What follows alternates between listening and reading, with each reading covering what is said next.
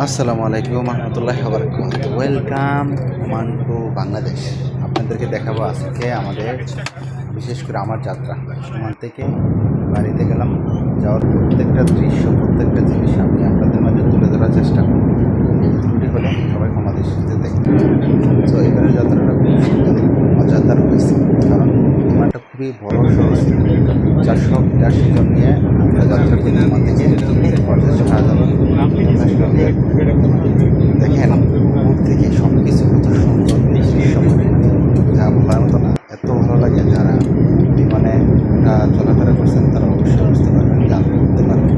এছাড়া যারা ওখানে তারা অনেক মিস করবেন বা মিস করছেন, হয়তো এগুলি আপনাদের অবগত না।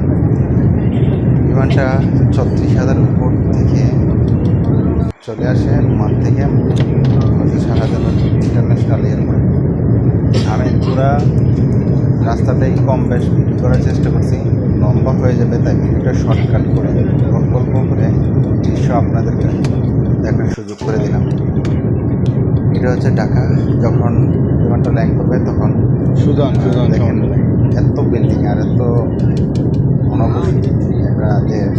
এটা হচ্ছে আমাদের বাংলাদেশ, তারপর আমাদের দেশ, আমাদের প্রাণের দেশ, আমাদের ভালোবাসার দেশ। যেমন এখন আমাদের বিমানটা এখনই ল্যান্ড করবে।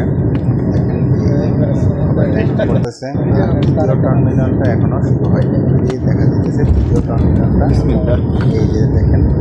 আর বোয়িং সবসময় খুবই ভালো সার্ভিস দিয়ে থাকে, কখন টেকঅফ করলো কখন লোড করলো বোঝা যায় না। আর বিশেষ করে ঘন্টা চমক,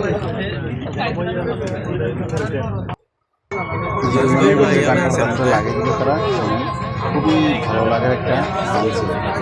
তারা কীভাবে বা এই একটা সুন্দর একটা উদ্যোগ নিয়েছে, আমি বাংলা এয়ারলাইন্সকে ধন্যবাদ দিতে চাই। তাদের এই একটা উদ্যোগ নেওয়ার জন্য আমি খুবই খুশি, বিশেষ করে আমি তাদেরকে ধন্যবাদ দিই।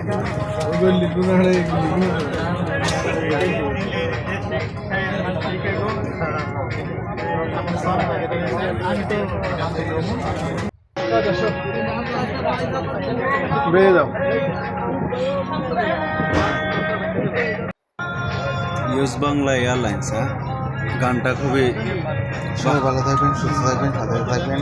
আর ভিডিওটা ভালো লাগলে এরকম ভিডিও যদি আপনাদের ভালো লাগে তার কি বুঝে গানটা লাগাই দিল বুঝলাম না, কোনো ইমোশনাল গানটা। আল্লাহ হাফিজ।